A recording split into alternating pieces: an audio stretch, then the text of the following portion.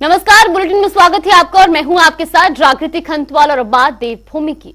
मुख्यमंत्री पुष्कर सिंह धामी 2 दिवसीय मथुरा दौरे पर हैं। दोपहर 2 बजे 20 मिनट पर वो गोवर्धन के ब्रिज वसुंधरा रिसोर्ट पहुंचे, जहां उनका भव्य स्वागत किया गया। इसी कड़ी में CM Dhami Gurukripa guest house में आयोजित सम्मान समारोह में भी शामिल हुए, जहां उन्होंने लोगों को संबोधित किया।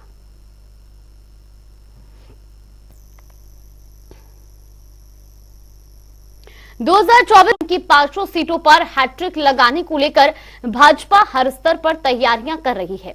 इसी कड़ी में बीजेपी के प्रत्येक विधानसभा में पूर्णकालिक विस्तारों की नियुक्ति की गई है। इस पर जानकारी देते हुए भाजपा मीडिया प्रभारी मनवीर सिंह चौहान ने कहा कि प्रदेश के सभी लोकसभा क्षेत्रों में पहले ही विस्तारकों की नियुक्ति हो चुकी है और बूथ स्तर तक संगठन को मजबूत करने और संगठन का विस्तार करने के उद्देश्य से प्रदेश की सभी 70 विधानसभाओं में पूर्णकालिक विस्तारकों की नियुक्ति की गई है, जिससे आगामी चुनाव में पार्टी को मजबूती मिलेगी।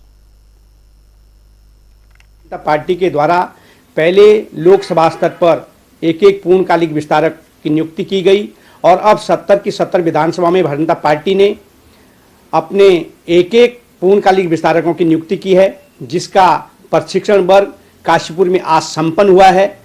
और भारतीय जनता पार्टी के द्वारा ये जो हमारे 70 विस्तारक हैं, ये पूर्ण रूप से अपना पूरा समय जिस विधानसभा में उनको पार्टी के द्वारा काम दिया जाएगा, वहाँ 24 घंटे पार्टी के लिए काम करेंगे और वहाँ पर बूथ प्रबंधन और भारतीय जनता पार्टी की जो केंद्र की और प्रदेश की सरकार है, उनकी जो महत्वाकांक्षी योजना है, उसका आम व्यक्ति को अधिक से अधिक लाभ मिले, आम व्यक्ति को भारतीय जनता पार्टी के साथ जोड़ने का वो काम करेंगे।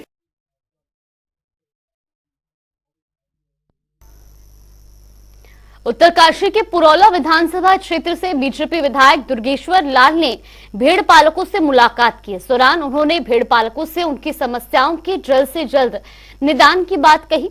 आपको बता दें कि पुरौला विधानसभा क्षेत्र में आय का मुख्य साधन बागवानी और भेड़ पालन है। पिछले दिनों क्षेत्र के भेड़ पालक अपनी भेड़ों को चराने के लिए देहरादून के रायपुर क्षेत्र में आए थे। यहाँ पर उनके 300 से अधिक भेड़ों की किसी अज्ञात बीमारी के चलते मौत हो गई। इस मामले को लेकर विधायक दुर्गेश लाल ने प्रदेश के पशुपालन मंत्री सौरभ बहुगुणा से भी मुलाकात की। इसके साथ ही वो जल्द ही मुख्यमंत्री पुष्कर सिंह धामी से मुलाकात कर भेड़ पालकों को उचित मुआवजा देने की भी मांग करेंगे। सर्दियों के मौसम में जो है भेड़ बकरियां चरान चुंगान के लिए आती है, क्योंकि हमारा परमिट जंगल का परमिट होता है यहाँ पे, लेकिन किसी अज्ञात बीमारी की वजह से मोर देन 300 बकरियां जो है मर गई है। और खास करके मैं एक चीज बताना चाहूंगा कि जो हमारे जो भेड़ाल है, जो भेड़ बकरी पालक है, उनकी जो व्यवसाय है वो सिर्फ उसी से जुड़ा हुआ था। वो हमारा व्यवसाय का एक मुख्य साधन था, लेकिन अब समस्या ये होगी कि उनके लिए आर्थिकी की जो है बहुत बड़ा संकट आया है। और मैं 2024 में होने वाले लोकसभा चुनाव से पहले कांग्रेस पार्टी एक बार फिर से एक्टिव मोड में आ गई है।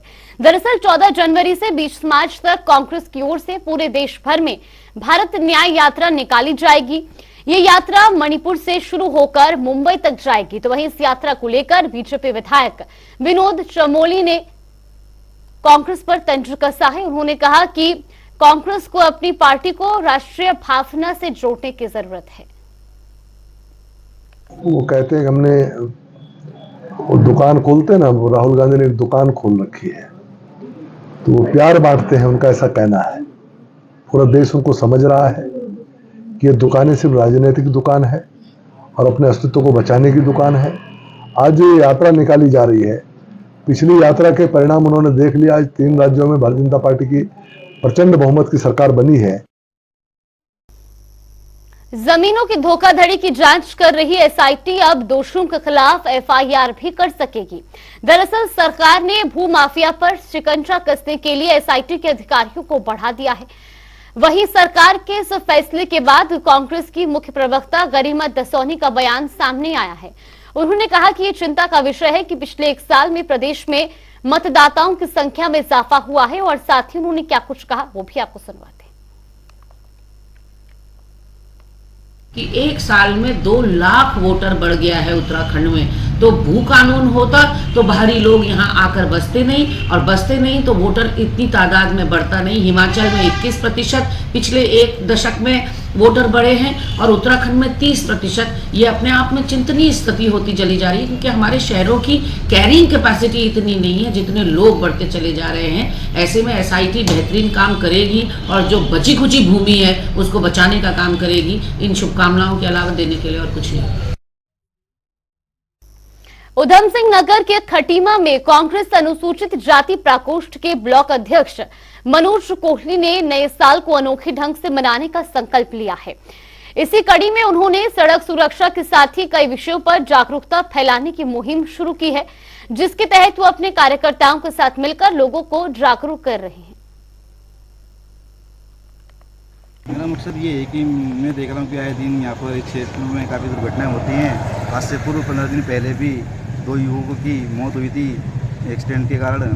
सुखी नहर में महाराजपुर के 2 नौजवान युवकों की मौत हुई थी। इस चीज़ को देख के मैंने ये मुहिम चलाई है कि लोगों की जानें बचे। कृपया और सभी भाइयों से मेरा अनुरोध है कि अगर आप सड़क में चलते हैं तो मोटरसाइकिल भी चलते हैं तो हेलमेट लगाएं और वाहन को धीरे चलाएं। आपका जीवन काफ़ी अनमोल है।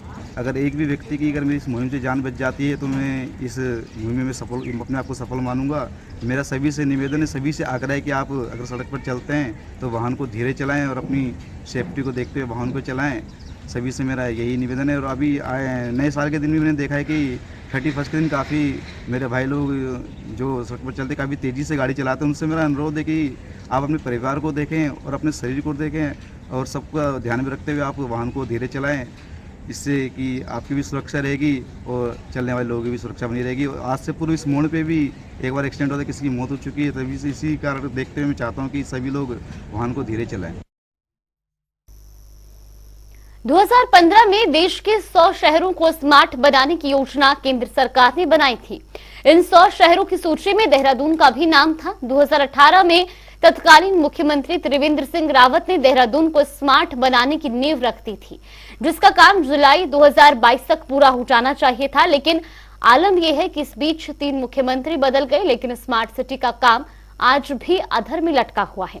हालांकि जिलाधिकारी सोनिका की माने तो स्मार्ट सिटी के कार्य गतिमान है और कुछ वक्त में सभी काम पूरे कर लिए जाएंगे।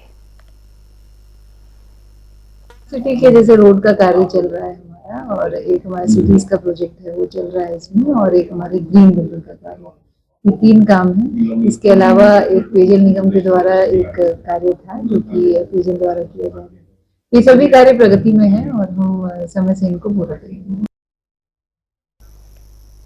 विकासनगर में एक बार फिर अवैध अतिक्रमण पर प्रशासन का बुलडोजर गर्जा है।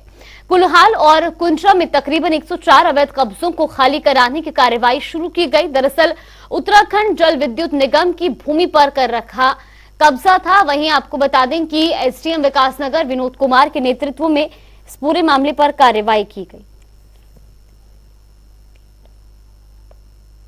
उत्तराखंड जल विद्युत निगम को जो आवंटित भूमि है उस पर कुछ लोगों द्वारा अनधिकृत रूप से कब्जा किया गया था। इसके क्रम में यूजीडीएनएल के द्वारा उनको नोटिस दिए गए थे। नोटिस की अवधि समाप्त होने के बाद आज इनके द्वारा ये ध्वस्तीकरण का कार्य किया गया। रामनगर के गांव पीरू मदारा में हाफ मैराथन दौड़ का आयोजन किया गया। दरअसल ये आयोजन लोगों को नशे के खिलाफ जागरूक करने के लिए किया गया। इस दौड़ में भारी संख्या में युवाओं ने प्रतिभाग किया। तो वहीं हाफ मैराथन दौड़ का शुभारंभ सांसद प्रतिनिधि इंद्र सिंह रावत और ब्लॉक प्रमुख रेखा रावत के जरिए किया गया।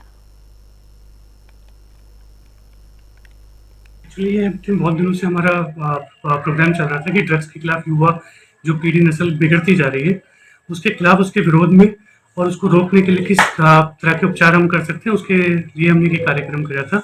जो हमारे चेयरमैन मिसेस मीना शर्मा हैं ट्रस्ट की, बाबा नीम करोड़ी एजुकेशन ट्रस्ट की, उनके मार्गदर्शन में हमने ये प्रोग्राम आज यहाँ हमारे रामनगर विधानसभा के ग्रामीण क्षेत्र में हमने जो है ड्रग्स के खिलाफ युवा हाफ मैराथन का आयोजन किया गया। और यह आयोजन जो है हमारे नीम करौली हॉस्पिटल और BNK एकेडमी यहाँ पर एक बनने जा रही है, वो हमारे डॉक्टर सिद्धार्थ के द्वारा यह आयोजन किया गया। इसमें आयोजक मंडल में हमारे बहुत सारे युवा हैं। हल्द्वानी में नगर निगम की टीम ने बड़े स्तर पर अतिक्रमण अभियान चलाया।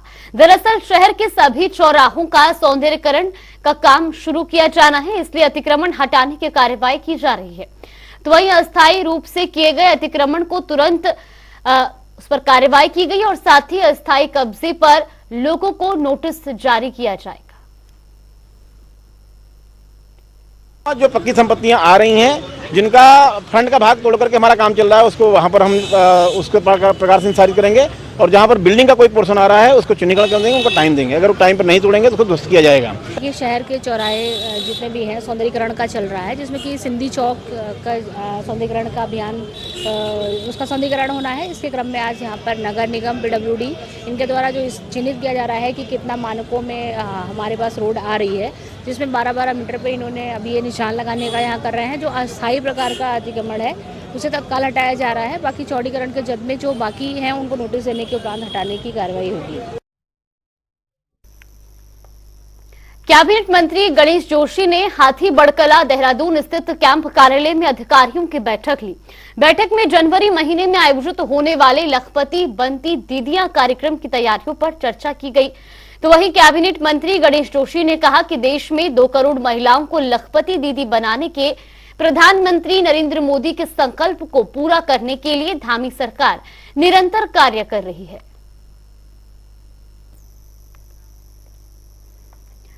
धामी सरकार में बनाए गए दायित्वधारियों के मानदेय और सुविधाओं को लेकर जारी किए गए आदेश के बाद राज्य में सियासत गर्मा गई है। एक ओर जहां कांग्रेस इसका विरोध जता रही है तो वहीं बीजेपी इसका समर्थन कर रही है। इसी कड़ी में कांग्रेस के प्रदेश उपाध्यक्ष सूर्यकांत धस्माना ने कहा कि राज्य पर 80,000 करोड़ रुपए से ज्यादा कर्ज चढ़ा हुआ है, उस पर भाजपा सरकार प्रदेश पर दायित्वधारियों का बोझ लाद रही है, जिस पर पलटवार करते हुए बीजेपी के वरिष्ठ नेता और 20 सूत्रीय कार्यक्रम क्रियान्वयन समिति के उपाध्यक्ष ज्योति प्रसाद गैरोला ने कहा कि दायित्वधारियों को मिलने वाली सुविधा पहले से चली आ रही है, व्यवस्था के तहत इसमें कुछ नया नहीं है।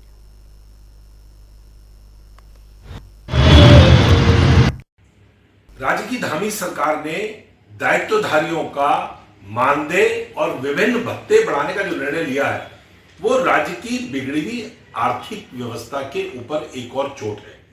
प्रदेश के ऊपर पहले ही 80,000 करोड़ रुपए का कर्जा चढ़ा हुआ है। प्रत्येक नागरिक के ऊपर 65,000 रुपया कर्जा इस राज्य के अंदर है और अब ऊपर से आपने दायित्वधारियों का 2.25 लाख रुपया एक दायित्वधारी पर खर्चा। 80,000 रुपए तो आप प्रति माह टैक्सी का देंगे, 45,000 रुपए आप उनको मानदेय देंगे, आप उनको 25,000 रुपए आवासीय व कार्यालय का भत्ता देंगे। राज्य में एक दायित्वधारी 2.25 लाख रुपए का यानी कि 8 उपनल कर्मचारियों की तनख्वाह के बराबर एक दायित्वधारी पर खर्चा होगा। ये राज्य की जनता के साथ अन्याय है।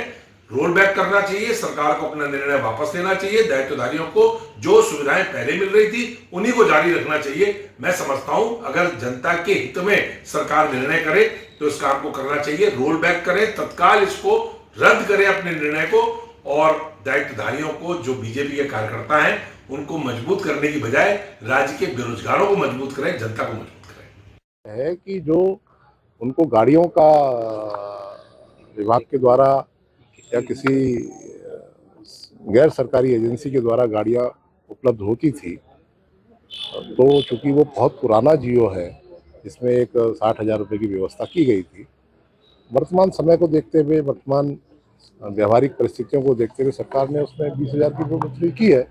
मुझे लगता है व्यवहारिक है। कांग्रेस ने कितने मनमाने तरीके से राज्य सरकार का धन लुटाया।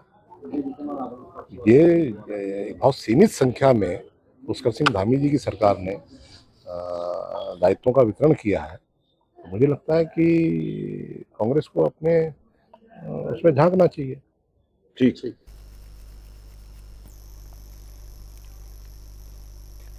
पहाड़ों पर लगातार खराब होती स्वास्थ्य व्यवस्थाओं पर स्वास्थ्य मंत्री धन सिंह रावत का बयान सामने आया है।